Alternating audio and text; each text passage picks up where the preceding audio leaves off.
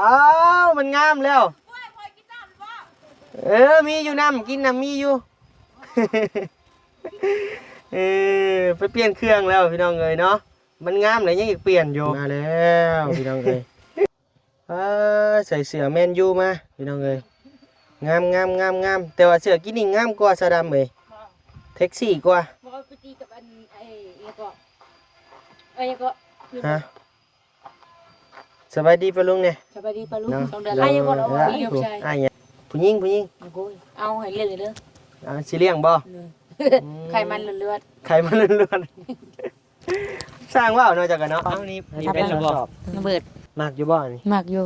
อีหยังกันกระปุ้นภาษาไทยดิอีหยังก็เรื่องลืมเลยขนมจีนเขาเอิ้นได้กินดุอยู่บ่นี่นะกินเยอะมาเพิ่นมากับว่ามาแล้วใหญ่แล้วคือบ่เห็นนะใหญ่เพิ่นแล้วก็คันละมากับเวกเอิ้นเป็นแม่ดอกคือว่าในนั้นก็เว้านั่นแหละเราบ่อยากเลี้ยงเนาะเราบ่เลี้ยงฮะคันเราเลี้ยงก็เอิ้นอยู่เราบ่เลี้ยงก็เรียกว่าบ่แม่นพ่อเป็นแม่แล้วก็เคยนั่นนี่แหละอยู่กับบ้านกับเมืองติกับป้ากับลุงบ่อดเอาเขาเกิดมาในนี่แหละติคือว่าสิบ่ใหญ่แล้วช่วงนั้นเป็นได้คือว่าสิบ่ใหญ่มันก็บ่มีคนเลี้ยงนี่แหละเบิ่งแต่กับป้าลุงแล้วก็เลี้ยงมันตะกี้ก็อยู่นำพ่อเฒ่าตายไปเลย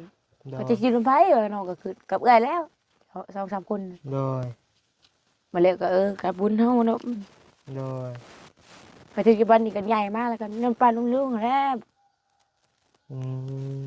นึกว่ามีพ่อก็ได้มีแม่เพิ่นมาก็บ่อยากเอิ้นดอกเป็นแม่ก็ได้ก็แน่ว่าเพิ่นถิ่มแต่จังน้อยจังแรงๆบ่ได้เพิ่นถิ่มแต่จังยังน้อยพวกเลยเพิ่นออกกรรมเพิ่นก็ไปเพิ่นถิ่มไปเลยอันนั้นเพิ่นได้น้องเป็นลูกหลานเนาะเพิ่นได้แหละเพิ่นก็ไปเลยบัดนี้คือน้องใช้ผ้าแล้วเนาะน้องใช้ผ้าก็คือกันแต่ว่าแม่เพิ่นป้าแต่ใหญ่แล้วใหญ่ครับเนาะแม่ได้หลายปีแต่แล้วน้องดีกว่าไปเวียกไปงานอยู่ไทย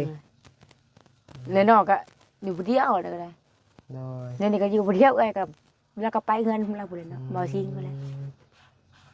ก็คือน้องแล้วก็แต่น้อยผู้เล่นเขาถิ่มน้อง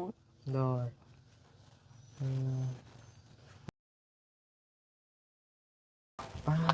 โตกันเปิดคลิปเปิดภาพมานะพี่น้องเนาะจะอยู่เมืองแปลกหูแปลกตาในเด้อพี่น้องเด้อเนาะทางบ้านนิวเดินทางมากับบ่าวยาว2 คนพี่น้องเลยเนาะมาเยี่ยมมายามน้องดำ .com ก่อนพี่น้องเลยอันที่จริงมันก็เป็นรุ่นเอื้อยบ่าวนิวเลยเนาะแต่ว่าทางสาวดำเพิ่นให้บ่าวนิวเอิ้นเพิ่นเนาะว่าสั่นเนาะเพิ่นยังบ่อยากเข้าเพิ่นว่า ตามภาษาเพิ่นนั่นแหละพี่น้องเอ้ยเนาะคะแนนเพิ่นว่าถ้าเอิ้นเอื้อยเดี๋ยวสิบ่ล้มน้ำเพิ่นว่าก็เลยว่าเอิ้นน้องซะนะพี่น้องเนาะ พี่น้องเอ้ยมากับบรรยากาศช่วงสวยๆเด้อพี่น้องเด้อเนาะเดินทางมากับบ่าวยาวทางบ่าวยาวก็คือว่าพ่อเฒ่าเพิ่นก็ป่วยว่าซั่นเนาะอยู่โรงหมอพุ่นแหละเพิ่นบ่ได้ออกเวียกออกงานอยู่2 มื้อแล้วบ่มื้อนี้ก็เดินทางมานำกันพี่น้องเอ้ยเนาะเนาะทางวันนี้ก็ขอกล่าวทักทายสบายดีพ่อแม่พี่น้องเด้อเนาะหมดทุกคนบ่ว่าสิอยู่ฝั่งลาวฝั่งไทยและก็ต่างประเทศเด้อพี่น้องเด้อเนาะยินดีต้อนรับเข้าสู่ช่อง YouTube บ่าวนิวสะพานบุญเส้นเก่าเส้นเคยเด้อพี่น้องเด้อเนาะมาเปิดกันอยู่หลังกะซีเก่าๆนี่แหละพี่น้องเอ้ยเนาะซื้อของฝากของต้อนมาให้เพิ่นพี่น้องเอ้ยเป็นข้าวปุ้นนะพี่น้องเนาะเรียกว่าฝั่งไทยเอิ้นขนมจีนกระปุ้นน้ำตีนไก่พี่น้องเอ้ยถุงละ20,000ซื้อมาขายเพิ่นผู้แหละเสียงเพิ่นก็ยังโวกเวกโวยวายอยู่ทางพุ่นแหละพี่น้องเอ้ยเนาะเพิ่นยังล่มกับเบาเวียงกับไผอีกคนนึงลืมละโอ้คืองามแท้มื้อนี้เสียก็เด้อเป็นเปลี่ยนอีหยังงามแหละบ่แหละใส่มานั่งพี่มานั่งใกล้ๆขอพี่มาไปใช้นะบ่ใส่ตัวนี้แล้วงามแล้วมานั่งพี่เอ้ยเนาะใส่มาพี่ อ้าวมันงามแล้ว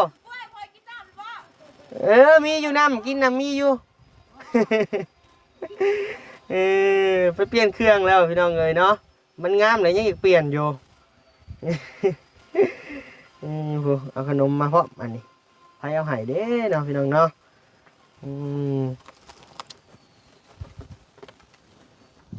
เบิ่งมุมกล้องก่อนพี่น้องเลย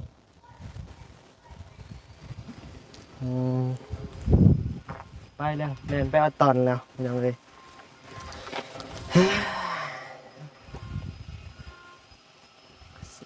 บรรยากาศโศกเศร้าเงาใจพี่น้องเลยเนาะเงียบพี่น้องเลยเมื่อนี้เพิ่นน่ะจะพักเวียกพักงาน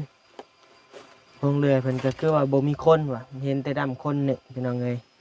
คือสิเป็นพักเวียกพักงานพี่น้องเลยเมื่อนี้เดี๋ยวรอทางสาวดำมาก่อนเพิ่นยังไปเปลี่ยนเสื้ออยู่พี่น้องเลยเนาะเปลี่ยนส่งเป็นเสื้ออยู่มีคนท่วงบ่งามแล้วเพิ่นจะไปเปลี่ยนนี่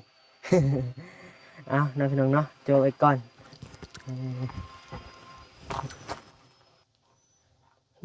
มาแล้วบาทนี่มาแล้วพี่น้องเอ้ยใส่เสื้อแมนยูมาพี่น้องเอ้ยงามแต่ว่าเสื้อกินนี่งามกว่าสะดำเอ้ยเท็กซี่กว่าบอกไปตีกับไอ้ก็ฮะสบายดีปะลุงเนี่ยสบายดีปะลุงไอ้ยังก็เอานะไอ้ยังลืมเลยก็สื่อเราชื่อยังไอ้เวียงบ่มือกับไอ้คนนึงไอ้ยังคืองามแต่มื้อนี้คืองามแต่น้องบ่ชื่อไอ้ยังก็เพิ่นบ่คืองามแท้มื้อนี้บ่ได้งามแล้วคือแต่งตัวงามแท้ไอ้ยาวไอ้ยังก็ลืมแล้วนะชื่อผมไม่ได้บอกพ่อจ้ะก็บอกแล้วน้องลืมเลยไอ้ยังก็ไอโอยังก็โอลิเนาะบ่าวโอลิบ่นะเลยสิตีกับเราอยู่สิตีกับเราคือสิตีกับเราโอ้ยเนาะเราได้นะเก่งแท้ตอนนี้ห่าวแท้ตีไปทั่วแล้วบาดนี้ว่าหยอกสิตีว่าหยอกเราซื่อพอได้หัวเนาะมันอยู่ตีกับเราใช่เสียมันอยู่ตีกับเรามื้อวันหยังไอ้มื้อนี้บ่วันอาทิตย์อาทิตย์มันมื้อนี้ใช่ไปนั่งคอนไม้ผู้ไปผู้แล้วคอนไม้ผู้แล้วไปเอาขนมให้กินจะเบิดขนมเลยบ่แล้วเอาให้บ่โอ้เราก็ดีเนาะแล้วดีปานนั้นก็ยังอีกตีกับเราโอ้เราบอกกวนน้องแล้วว่ากวนได้นะ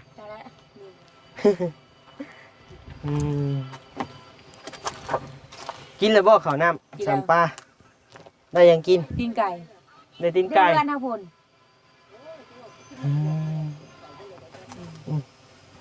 เด้อโอ้ยปฏิตายประชงคอยตุ้ยปานนั้นผู้บ่นี่จังหวะสิฮักอันนี้ฮะอ้าวจับท้องกันแล้วบัดนี้7 เดือนแล้ว2 เดือน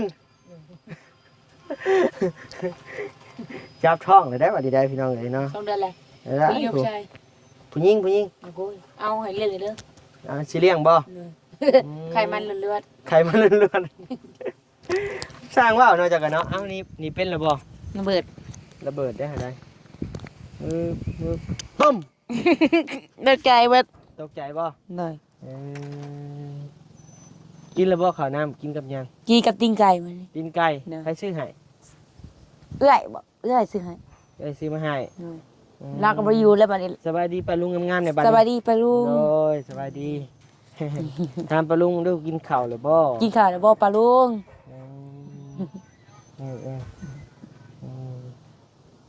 มาได้เจ้าให้คอยเอิ้นเอื้อยหรือน้อง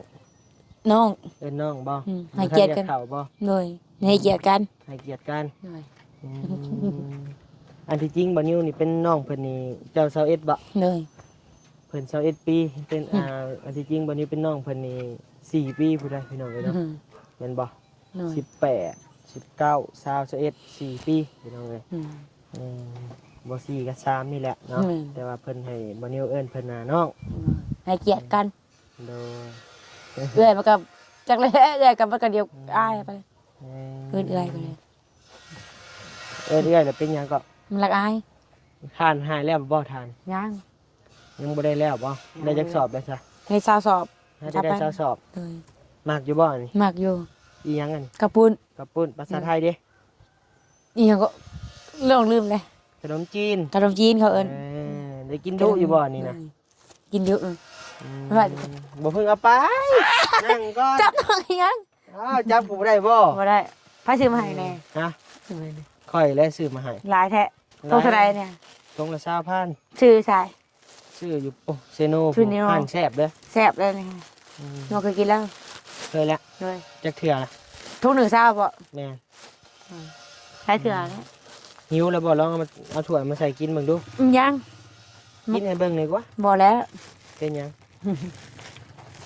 เลยละเมื่อเลย ไผเมื่อ ไอโอลิเลยตีกับเราอยู่ บ่ เด้อ เบาลีกับเบานะบ่ เบาเยี่ยง เมื่อเลยบ่เมื่อเลยบ่ ย่า เด้อเด้อ ตีกับเจ้าวันนี้มาเอาหยอกน้อง แม่นบ่เบาเรียงน่ะ แม่น ฮะ แม่นละ แม่นบ่ นึกเขาไปหาเอื้อยอยู่เขาจะขับไปหาเอื้อย ไปขับไปหาเอ้ยเจ้าอยู่เฮือนผู้บ่ เลย อืม เจ้าจะพาไปแล้ว บ่แล้วยังบ่ฮู้ซ้ำเฮือนอยู่บ่อนใด โน่หูเลย อยู่บ่อนใด มันมีทางเงี้ยไป เฮือนบ่ชิงครับบ่ เลย อืมพากันไปอยู่กันอยู่พุ่นหมดแล้วติ เลย อื มาเอาหมูเพิ่นก็เอาไปเบิดเลย มาหมู่ก็เอาไปหมดแล้ว เออ เจ้าอยู่ผู้เดียวบัดนี้ เลย อืมเหงาใจบ่อยู่ผู้เดียว กำลังเอาแล้ว ยันว่าเหงา ตอนนี้อยากได้แมวไปเลี้ยง เจ้าให้บ่ อืม อยากได้แมวมาเลี้ยง บอกเอาบอกโอลิบอกว่ารักแมวอันไอบอลมาก อืม อยากแมวเรามาเลยตัวผู้ โดย เพราะได้ เจ้าก็สิเลี้ยงกุ้มอยู่บ่แมว เลี้ยงกุ้มเพ มั อก แมวมันบ่ดื้อมากอยู่ มักเลี้ยงแมว เหนื่อย อืม อยากให้เอื้อยเอาแมวไปแลกผม โดยทางผู้ใหญ่หลายผู้หลายคนก็มักอยู่พี่น้องเอ้ยเนาะมักเลี้ยงแมวทางเพิ่นเบิ่งอยู่กะจะก็เอามาเลี้ยงเบิ่งคะแนนเลี้ยงกุ้ม เหนื่อยจักมันสิแมวบ่มีแมวแหละ อยากได้แมวบ่ เหนื่อย อืม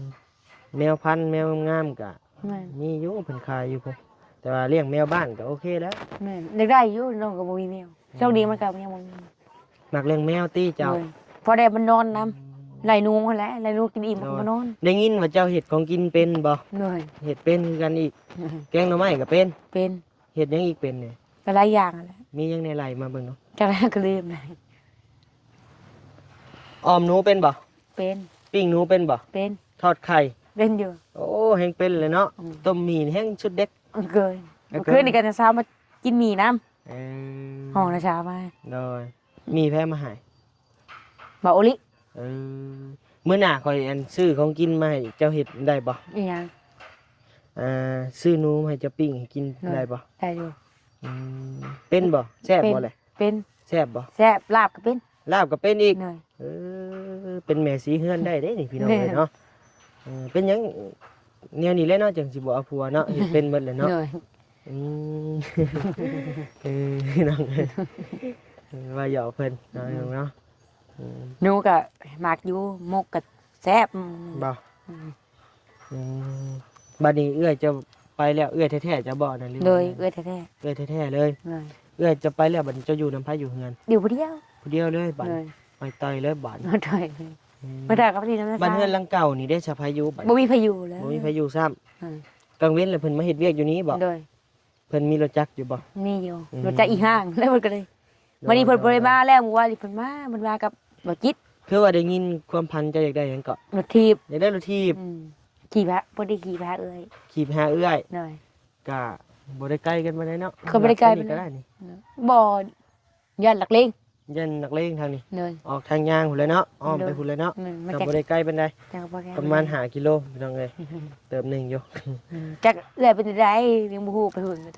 อยากไปเที่ยวลินหาเอื้อยอยู่ กินฮอดร้านแน่ อืม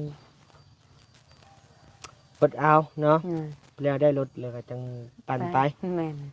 อืม บ่ที่นี่บ่ถ้าเขามาสัมภาษณ์ มื้อนี้มีหลายคนบ่มื้อ จักแล้ฟังเบิ่งก่อน บ่มื้อมันมากินเช้านี้จักคน กลับมามื้อมีแต่อ้ายเลยมา 2 คนน่ะบ่ เลย แล้วก็หมดข่อยก็4คนเนาะ อืมจะสิมาอีกบ่นอกมือ มาอยู่ทางบัดเตียงก็มา มื้อนี้บ่ เจ้าอันมื้อวานเห็นเอาถ่านในบัดเตียงบ่ โดย ใช้ข่อยได้จะบ่ให้บ่ อ้าวน้องมือพุ่นแลมือแรกบ่ได้สิให้ดอก มื้อแรก เลย เตาถ่านหน่วยใหม่พุ บ่ได้หน่วยเก่าตัวเก่านี่แหละ มื้อได้สิให้ เป็นแล้วบ่ได้เนาะน้อง มันแล้วพู น้อง บ่แล้วก็ให้บ่ได้บ่ บ่ได้ อืม แล้วเบิดก็น้องก็มันอยากหมุนแน่มันบ่อยากงามนี่หัวมันอยากงามมัน มือหายแล้วสิเอาให้ เลย เอาให้จักชอบ ท้องบ่ ซองบ่ อันอยากได้ท้องบ่ เจ้าให้เท่าใดก็เอา อืม อืมเจ้าให้จักอันสอบก็เอา ชอบเดียวเนาะชอบ สอบเดียวก็เอา ชอบเรียนกอกกระต่ายบ่ สอบยังก็เอานะเนี่ยเจ้าเอาให้ดีใจเจ้าให้ น้องสิเก็บให้ดอก มือใดล่ะ มือมันแล้วพุ่นแล้ว อืม เนาะหามือมันก็แล้ว บ่สมมุติว่า อืม อันได้แล้วทีบได้เลยอีหยังอยากได้อีก โทรศัพท์ อยากได้โทรศัพท์ เลย เอามายังโทรศัพท์ บ่เทื่อก็โทรหาเอ้ย อยาก เอา ได้ รุ่น เป็ โน น เกียบ่ โม ฮะ เดี๋ยวแหละ หรือเอารุ่นหยัง แวะของอ้ายนี่แท้ไว้ เดี๋ยวของอ่ะคอยนี้ เลย โอ้ เท่าไหร่ ก็บ่มีเงินซื้อให้แล้วนี่ เท่าไหร่เลย เช้าไปลาด ละโกยเพลงเดิมนี่ได้เครื่องลานไปนี่ได้เครื่องลานไปไอ้ อืม เครื่องลานไป เครื่องลั่นไป เลย เครื่องมือสองบ่ เลย เครื่องมือหนึ่งก็มีอยู่ลั่นไป อืม เครื่องมือหนึ่งก็รุ่นแบบน้องสายฟ้าก็ลั่นไปคือกันพี่น้องเอ้ย ซื้อน้องสภาพบ่ แม่บอลลี่ซื้อให้ โอ้ยสิไม้เบาลี่แล้วหมด อืม ไปมาเพิ่นบ่นี่ มาอยู่ น้องสิถามเพิ่นคือสิให้ผู้ชายบ่ ใช้น้องสายฟ้าผู้ชายเด้ บ่ เออ คือผู้ชายบ่ เบิ่งข่อยหาเปิดให้เบิ่งก่อนใช้โทรศัพท์อยู่ผู้ซับ ไปไว้ ไปเอาบ่ อืม นางขาเด้อ เลย นางขากับปลาลุงเพิ่นเด้อ เลยเอาไปแขวนน้องดีกว่าน้อง ข่อยไว้บ่เา น้องหิวมันก็บ่คือ บ่คือแล้วเนาะ อืม เอา น้องสภาพผู้ชายบ่เพิ่นอยู่กับไผแน่ ผู้ชายเพิ่นอยู่สองคน เลย เออนางขาเด้ออย่าไปใส่เด้อ เลย อืม อ่า ใส่โทรศัพท์เฮาแน่อ้ายจะเห็นน้องสายฟ้าว่าซั่น โอ้ยออกเลยตีนก็ดำๆลาดแล้วก็ยังดำ อ้าวคนดูคนหมั่นเว้า ออกแล้วนี่ก็ออกไว้ทำไม คนดูคนหมั่นก็แนวนี้แหละ เหมาะ อืม ไปอยู่แล้วเบื่อก็ถ้าที่ว่าหาอยู่ใส่มันกับมันยากอะนะเจ้าทางไกลมันไม่ใหญ่จ้ะ อืม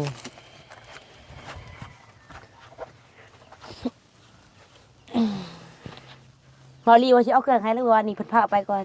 บ่ มีแต่เบาเตียงไปนั่น อืมบ่มีเน็ตซับบานนี่ นั่น นี่ เสียบ ได้ ฮอ ได้ ด สบาย เสียบไปพายนี่ อืมไปได้จังเบิ่งเนาะ อยากเบิ่งเลยมันเป็นยังไง อยากเบิ่งน้องสายฟ้าบ่ นั่น อ้ายพี่น้องเอ้ยเน็ตก็บ่มีอยากเบิ่งน้องสายฟ้าบานนี่อืมบ่ได้ซับนี่เอาไปได้จังเบิ่งไปได้จังเบิ่งอืม อ้าว ใช้มันลั่นบ่ มาแล้วมันหักสิ เออ โดยทับมันก็มีบ่สองสายผ้า มีอยู่ เพิ่นเป็นอะไรเพิ่นอยู่กับไอ้ายมัน เพิ่นก็บ่มีคนอยู่นํอยู่กับอ้ายเพิ่นสองคนเพิ่นก็ได้ พ่อแม่เลยจ้ะ พ่อแม่ไปเวียกอยู่ไทย แล้วบ่มา บ่มาเลย บ่กลัวแบบคือน้องเนาะ คือกัน มา กับ ไม่ เจ้า ได้ก็คือน้องนั่นแหละ โดย ไปได้แล้วก็บ่ เจ้า มาเลย เจ้าเคยบ่แบบคิดฮอดพ่อแม่แล้วให้ บ่ได้ บ่บ่ น้องสะพายได้จ้ะ น้องสายฟ้าให้อยู่น้องสายฟ้า บ่น้องก็บ่เคยคิดดอก ม เพราะเราแบบว่าคน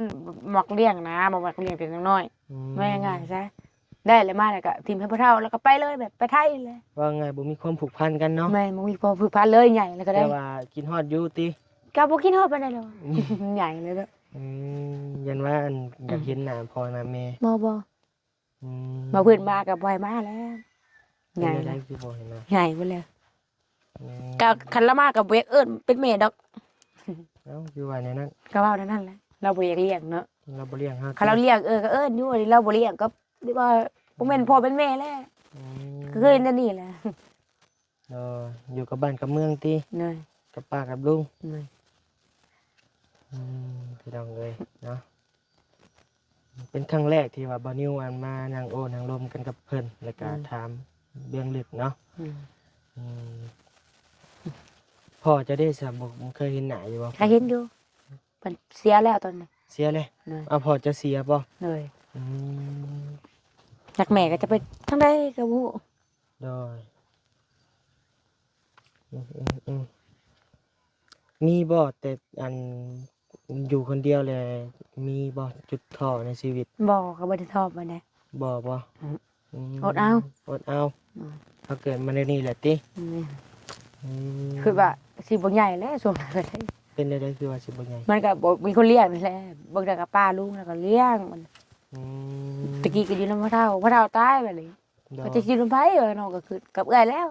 2-3คน โดย มาแล้วก็กับบุญเฮาเนาะ โดย ปัจจุบันนี่ก็ใหญ่มากแล้วก็นำป้าลุงๆแล้ว อืม นึกว่าบ่มีพ่อก็ได้ มีแม่ โดย เพิ่นมาก็บ่อยากเอิ้นดอกเป็นแม่ก็ได้แต่แน่ว่าเพิ่นถิ่มแต่ยังน้อยแต่แรงๆบ่ได้ ไปทีมแต่จังยังน้อยพวก เลยเพิ่นออกกรรมเพิ่นก็ไปเพิ่นถิ่มไปเลย อืม อันนั้น เพิ่นได้น้องเป็นลูกหลานเนาะ โดย เพิ่นได้แล้วเพิ่นก็ไปเลยบัดนี้เอาง่ายๆซะ พี่น้องเอ้ยเนาะ คือน้องใช้ผ้าแล้วเนาะ โดยนางเสื้อผ้าก็คือกันแต่ว่าแม่เพิ่นป้าแต่ใหญ่แล้วใหญ่ครับ ใหญ่เนาะ แม่ได้หลายปีเติบแล้ว น้องดีกว่า ไปเวียกไปงานอยู่ไทย แล้วน้องก็อยู่ผู้เดียวเลยก็ได้ โดย แล้วนี่ก็อยู่ผู้เดียวเอ้ยกับแล้วก็ไปเฮือนเราผู้เล่นเนาะบ่ซิงผู้เล่นก็คือน้องแล้วก็แต่น้อยผู้เล่นเขาถิ่มน้อง โดยอืมบัดป้าลุงจะได้อยู่ทางใดสับบัด มานี่เพิ่นขึ้นเลี้ยงแล้วเพิ่นก็บ่ได้ลงมาซึม ป้า นี้ ลุงก็ไปอยู่ในบ้านจ้ำบ่บัดนี้ เลย เมื่ออยู่เวียงแล้ว เลย ถือว่าปัจจุบันนี่เจ้าก็อยู่โตลำพังผู้เดียวเลย เลย อืม อยู่แต่ผู้เดียวแต่ได้มา พังมาเลยก็รู้สึกว่าได้พี่น้องเลยเนาะ อยู่ตัวผู้เดียวมานะผู้มื้อนี้ก็ได้ อืม ตอนนั้นก็เว้ยถูกแท้ๆเอ้ย เป็นได้คือว่าถูก ก็บ่อยากเว่ามาเลย ว่าวรถสิพังนี่ มันก็แดกท่อนะ ว่าวรถว่าวอยากฮู้อยู่ น้องก็อยู่ผู้เดียวก็บ่มีแนวกินนี่แหละ อื บางมื้อก็ได้บางมื้อก็ ท่อน้ำก็สิบ่มีกินบ่ตอนนี้ หน่วย แล้วไปเอามาได้ใช้กินบัด ขอข้าเจ้า มากินน้ำเอื้อย ตอนนี้มันก็มีแหละก็ไข่แน่ ตอนนี้มีย้อนว่าทีมงานเพิ่นเอามาสดมาซอยบ่ หน่วย กับพ่อใหญ่ป้าลุงเพิ่นนั่นแหละเนาะ เอ้ย มื้อนั้นมอบเงินให้ยังอยู่บ่เงินจ้ะ ยังอยู่ ยังเท่าใด อยากพอได้กินก็ยังเหลือ4เซน เอา น้องก็ มอบให้600,000บ่ตามอบให้มื้อน่ะ หาได้ หาบ่ เฮ็ดได้ หาได้กินมาแสนเดียวหนึง หน่วย กินประหยัดอันนี้พี่น้องเลย ห เนาะ น่วยประหยัดนี่ อืมถือว่ามื้อนี้กะ อืม น้องด อืม ำหรือว่าสาวดำมาเอาความในใจวันนี้ได้พังเนาะเป็นครั้งแรกที่วันนี้ได้ยินในป่าเพิ่นพี่น้องเลยอืมจุดท่อชีวิตเลยกะบ่มีของอยู่ของกินข้าวน้ำบ่ แม่นตะกี้ก็ทุกข์แท้ทุกข์ว่า เผาถ่านกับพอจะได้กินแล้วติ หน่วยแม่นแหละ ยามเพื่อสิได้เต้าหนึ่งก็เป็นเดือนติ เออ แม่นอยู่พี่น้องเอ้ยเนาะได้สอบหนึ่ง14,000ได้เต็มๆนี่ อืม แต่ว่าเพื่อสิได้ทานกล้องหนึ่งนี่นะ มันบ่แม่นง่ายอดกิน เดือนหนึ่งฮ้อนฮอดบ่เดือนเตาหนึ่งเขาจะ ฮอดอันแหละ เพื่อมาเรียนเพื่อมานั่นเก็บเล็กเจ็บหน่อยใช่ มันบ่มีแต่น้องดำผู้เดียวนะเฮ็ดน้อง หลายคน มันหลายคนผู้นี้ก็ไปเอาอยู่นั่นผู้นั้นก็ไปเอาอยู่นี่มันลดไม่ฟืนไม่ทานมันลดบ่พอกันผู้นั้นก็อยากได้ผู้นี้ก็อยากได้แบ่งกันเนาะก็จังได๋ก็สู้ๆได้อจะดำเด้อ หน่วย เนาะหากอารมณ์เพิ่นดีได้พี่น้อง เนาะ เนาะคือพี่น้องเห็นนั่นแหละมักว่าวมักมวนมักหัวมักหยอกพี่น้องเลยเนาะตัวนี้แหละมันสิบัญญัติจิตใจของเพิ่นเนาะ หน่วย ตัวเพิ่นมักหยอกมักหัวนี่แหละต่อพี่น้องเลย บ่ได้เข้าแพ้เอ้ยบ่จ้ะ บ่ บ่ฮู้ บ่ได้เข้าไปดอกใส่บ่เคยถ่ายจักเทื่อเอื้อยเพิ่นก็ได้พี่น้องเลยเนาะทางบ่นิวก็ได้ อัน เฮ็ดจั เมื่ ง อวาน ได๋ นี้ เสื้อผ้าหน้าแพรเจ้าพอมีใส่อยู่บ่ แช่มีพอพี่ไก่อยู่ เสื้อแขนยาวมีอยู่บ่ บ่มีแต่2โต๊ะ3โต๊ะ เอาบ่สิเอามาให้ เอา เสื้อมือสองได้ เอาอยู่ มือสองก็ใส่บ่ มือสองก็ได้ พอแต่มันมีใส่เนาะบ่หนาว เป็นไง กระโตก็พอเนาะอันนี้บ่ เด้อแท้เนาะ บ่ได้ดื้อได้ เป็นอะไร ซอยแม่ทอดขนมได้นี่ เอา ได้ โอ้ย น้ำมันมันลวกได้ บ่บ่ใช่ละแม่บัดนี้ ตอนนั้นบัดนี้วันเฮ็ดขนมซอยแม่ทอดขนมพี่น้อง เด้อ หม้อน้ำมันก็3บักไงนึง ว่ากู ลวกเลย ห้ามบัดนี้ห้ามสิถอกปลาแม่นให้แม่ มันรถมันเพื่อนน้ำมันมันเพื่อนจวดเขามัดมือนี่ บ่เลย เปื่อยมัดแถวนี้ใครแต่บ่เป็นห้อยแถวนี้เป็นแต่บ่อนนี้พี่น้อง มันก็เป็นแบบนี้ เพราะว่าตัวนี้มันนัก แม่เพิ่นนี่ยังคู่มือนี่จ้ะ ทอดขนมคือเก่าแหล้ว ขนมไม่ใช่ ขนมโดนัทข่อยมาผ่าเจ้าอยู่ได้ ไม่ใช่ ถ่ายอยู่เด้อแป๊บหนึงเด้ออย่าไปใส่เด้อ เงิน พี่น้องเอ้ยแม่ข่อยเอามาผากเจ้าอยู่ขนมน่ะ เพิ่นรอดได้ก็ ถ้าเจ้าบ่เว้านี่ข่อยลืมได้นี่ เงินเพิ่นรอดได้ก็ ฮะ เพิ่นรอดได้เลย เพิ่นว่าเอาไปฝากน้องดำแน่ว่าซั่น เงิน นี่ เพิ่นใจดีเนาะ โอ้ ฝากคนขอบใจหลายๆเด้อ ใส่แกะกินเบิ่งดูแกะชิมเบิ่ง ขายดีอยู่บ่ไอ้ โอ้เรื่อย เงิน ๆเฮ็ดใหม่ๆสดๆเด้อนี่ อันนี้น้องก็เคยกินอยู่ เคยบ่ แซ่บอ กิน ยู่ อยู่ไส ตลาดชิโน ของแม่ข่อยแหละอยู่ตลาดเชโนน่ะ นั่นแหละแซ่บอยู่แล้วห้ามเพิ่นดูชัย อยู่ตลา ทา ด งไหน เช เล โน ยทางไหนเลย ทางเขาเลย น้องเขาเห็นอยู่ เคยบ่ เลยน้องก็ไปกับเอ้ย โดย มักไป แซ่บบ่ เขาเป็นแบบขนมโดนัท แม่น แซ่บ นัด อยู่ ใส่มีใจเขาเอิ้น เลย พี่น้องเอ้ยนี่แหละแม่บ่นิ้วเอามาผากเนาะเพิ่นบอกเอาไปผากดำแน่ว่าซั่นไปทางใดไปผากแน่ว่าซั่นเนาะน้องใส่ผ้าก็ได้กินเรื่อยไผก็ได้กินเรื่อยโยน และหอยไว้ ไว้บ่ แซ่บอยู่น้องก็เคยกินอยู่ อืม ทางเข่าเลยแม่นบอม ฮะ ทางเข่าเลยบอมตลาด แม่นๆทางเขาเลย น้องเห็นอยู่ มีแต่อ่ากินมันหมดก่อนแซ่บบ่ แซ่บอยู่ อืมหาแต่เห็ดแล้วใหม่ๆได้ฮ้อนๆเลย อืม ยังนุ่มแซ่บพี่น้องเอ้ย บ่นอนนะ อืม หอยยาวน้อง อืมอย่าแล้วอืมมีแต่เจ้านกมือขอบมกขอบใจ ขอบคุณกับใจเด้อ แม่มอม แม่มอม ให้เจ้าอยู่ดีไม่แห้ง ขอ ก็ บ ว่า คุณ ไปเลย แห้งเด้อ ทายล่ำๆดี น้องกิน ๆแม่ เอา มอม สั้นแล้ว ว่าจะ เด้อพี่น้องเด้อเดี๋ยวพอกันใหม่ในคลิปหน้าพี่น้องเอ้ยเนาะมื้อนี้ก็เดินทางมาเยี่ยมมายามน้องดำเพิ่นพี่น้องเอ้ยเนาะ